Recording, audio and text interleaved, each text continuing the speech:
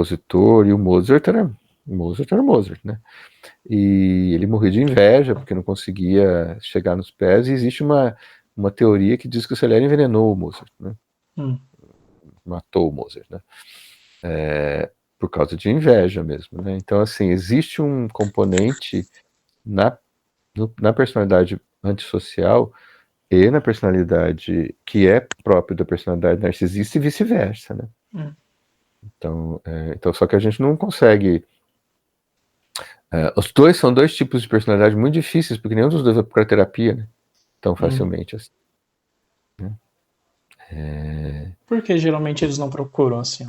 Porque você acha que uma pessoa narcisista vai achar que tem alguém à altura dele para interpretá-lo, para trabalhar com ele? Sabe aquela pessoa que procura você e fala assim, olha, você nunca recebeu um paciente como eu imagino, né? Nossa, eu devo te deixar doido, né? Uhum. Isso tem um grau de narcisismo extraordinário. Eu sou o mais difícil paciente do mundo. Ninguém... Eu já fiz terapia com 8 pessoas diferentes. Ninguém deu conta de mim. Uhum. Certo. Parabéns para você e para os 8 que não deram conta de você, né? Você já parou para pensar se os 8 não aguentaram você, não suportaram você e quiseram que você fosse embora mesmo, né? Então, assim, existe uma questão aí narcísica de que eu sou melhor que todo mundo, né? Porém, por outro lado, existe uma questão narcísica também, que é a inveja, né? Eu queria ser como outro, e no fundo eu sei que eu não consigo. Então, eu fico com raiva, né? E eu vou fazer todo o possível para ser melhor do que o outro, ou então, quando eu entro no elemento antissocial, eu vou dar um jeito de destruir o outro, né? Para meu benefício. Então, existem pessoas que fazem isso, né? Empresas, por exemplo, puxam o tapete do colega para chegar na frente, para, né, para ir ser promovido, manipulam situações para a pessoa ficar em situações difíceis e não ir para frente e ele ir, né? Quer dizer, você o tempo inteiro, né, dificultando o outro, né? Que tem a ver mesmo com essa antipatia gratuita que as pessoas às vezes têm por outro, porque não serve, como se você tivesse que o tempo todo que ser o melhor, né? Então há uma energia muito grande que você gasta nisso, né? Hoje, né? com o aumento do acesso à internet, com essas questões de redes sociais, dá para dizer que isso se intensificou mais, assim, essa questão de comparação, de ser melhor, porque parece que hoje em dia é isso, né? Não basta ser bom, você precisa ser melhor do que o bom, do que o excelente. E a coisa mais trágica que eu vejo é que tudo é vinculado a uma situação de imagem, né? Porque a internet só veicula uma imagem, né? Aquilo que é um personagem. Porque ninguém da internet que se apresenta na internet está se apresentando verdadeiramente, né? Estão mostrando um personagem. Porque, você veja, as pessoas todas são maravilhosas, felizes, com o corpo não sei que jeito, que conseguiram não sei o que estão não sei, né? Então, poucas pessoas chegam na internet e se colocam de fato como ação, né? Com suas limitações, com suas possibilidades. Ou vão para o outro lado, se colocando de uma forma infeliz, não sei o que, sou deprimido, sou bipolar, blá, blá, blá, blá, blá, blá, para também provocar uma contrapartida, né, sei lá, de pena ou né, do outro, né, mas no fundo é para aparecer, né, como também, né, o outro lado, né, de ser o maior, mais maravilhoso e tudo. Então, a gente tem que ser o melhor, né, tem que ser o mais importante, né, tem que ser aquele que conseguiu acima de tudo, né, não existe segundo lugar, né. Segundo lugar, como uma pessoa me falava sempre assim, que eu acho horror, né? O primeiro que perdeu, né?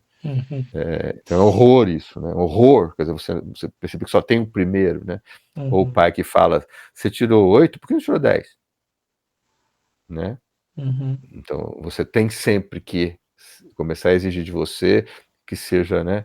Então eu acho que isso facilita muito o desenvolvimento de transtornos, né?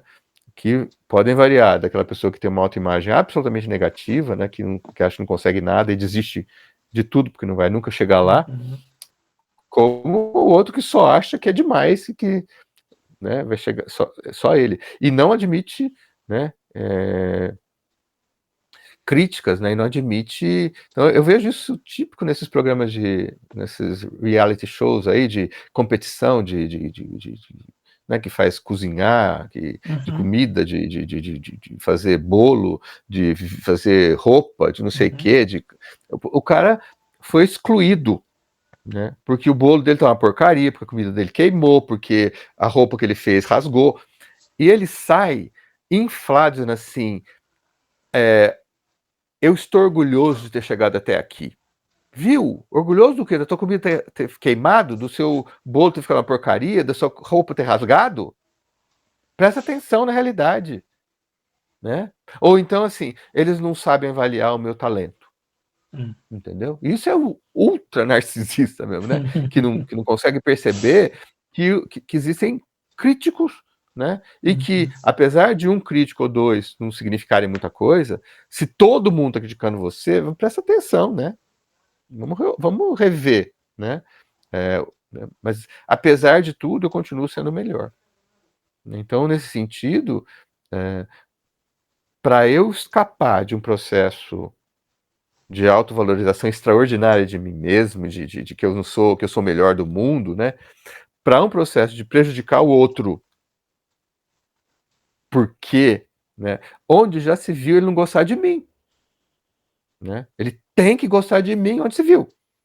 Eu gosto dele, né? Eu sou objeto ele é meu objeto de amor, como ele não vai gostar de mim?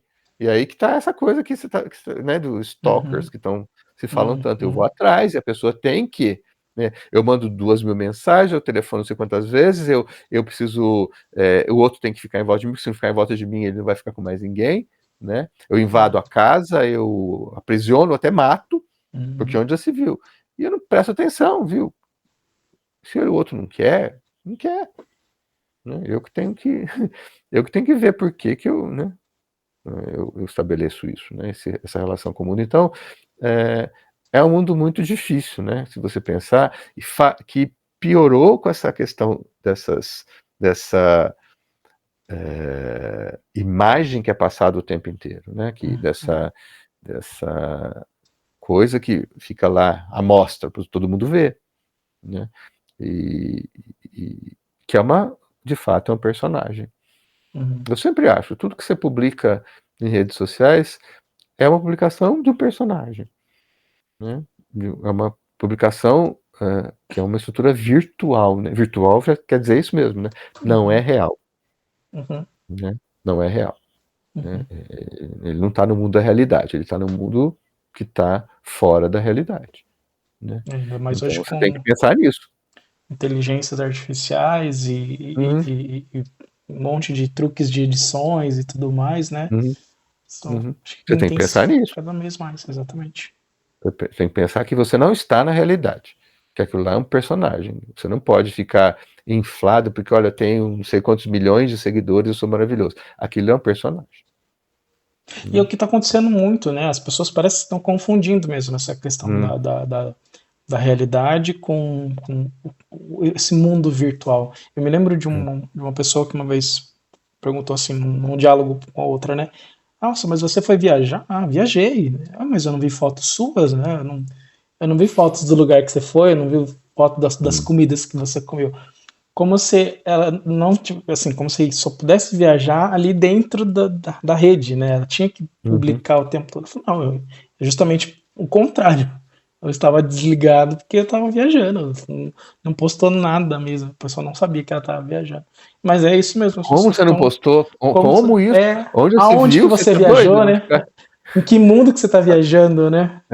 Em que mundo você está vivendo? Não postar? Você tem que postar, porque senão você perde não sei o que, patrocínio, você perde seguidores, você Engajamento, perde não sei o que lá, seguidores. Para quê? Né? E se eu não quiser isso? Se eu só estou postando, lógico que eu espero essas coisas, porque senão não estaria postando, né? Claro. Mas se eu tenho meus limites, entendeu? Tem hora que eu não quero olhar, assim, tem hora que eu não quero ver, assim, tem hora que eu não quero pensar, né? Então, é estranho. É estranho que você, neste mundo, se coloque distanciado deste mundo. né? Porque, Sim. ou melhor, você perceba a diferença entre a realidade e a fantasia, né?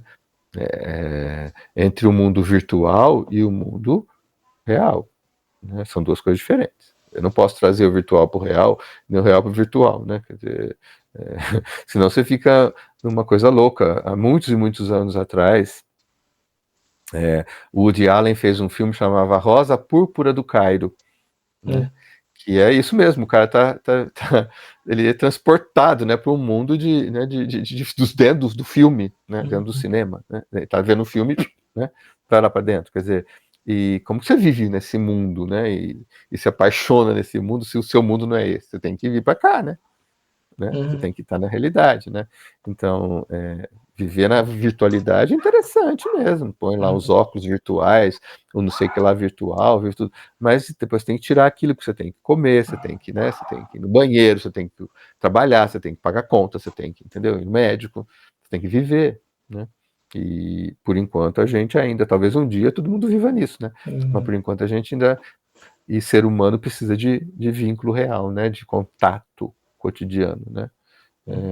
Eu acho que esse é um dos problemas que fizeram a pandemia piorar tanto as relações interpessoais, né? O fato que nós somos seres de gregários, nós somos seres de contato. O isolamento provocou uma perda desse contato e a gente começou a ficar confuso, a gente não sabe mais, né?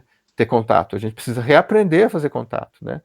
Porque a gente perdeu isso, né? Perdeu. Durante 2 anos, o mundo ficou trancado, em situações muito reservadas, né, muito fechadas.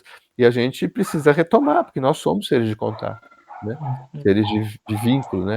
Um bebê que não tem afeto físico, contato físico, você pode dar uma madeira, ele morre, porque ele precisa de contato físico, né? Então, assim, né? Essa é uma coisa para refletir, né?